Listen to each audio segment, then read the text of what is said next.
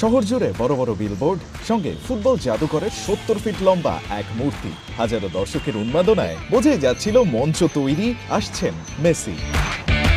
মধ্যরাতে এই ফুটবলার যখন কলকাতা বিমানবন্দরে নামলেন, তখনও বাইরে চলছে লিওকে নিয়ে একের পর এক স্লোগান। সকাল থেকেই সল্টলেক স্টেডিয়ামে এই আর্জেন্টাইন ফুটবল জাদুকরকে দেখতে আসা হাজার হাজার দর্শকের মুখে শিশির বিন্দুর মতো ফোটা ফোটা ঘামে যেন জমল মেসিকে এক নজর সামনাসামনি দেখবার অধীর অপেক্ষা।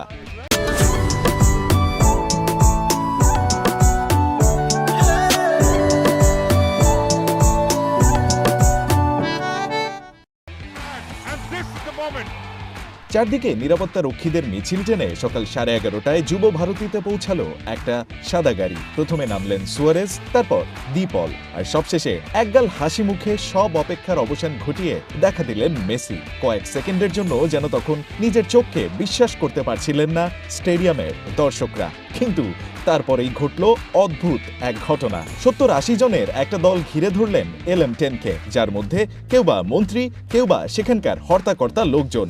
মোবাইল হাতে ছবি তুলতে গিয়ে মেসিকে হাঁটার জায়গাটুকুও দেননি কেউ কেউ। দেখে মনে হচ্ছিল দর্শকদের টাকায় ফুর্তিটা করতে যেন গিয়েছেন এ সকল নেতারাই। বাকি সময়টায় একবারের জন্য গ্যালারি থেকে সরাসরি দেখা মেলেনি মেসির। মোটা টাকায় টিকিট কেটেও এই আর্জেন্টাইন জাদুকরকে না দেখার হতাশা গ্রাস করে দর্শকদের। শুরু হয় বিশৃঙ্খলা।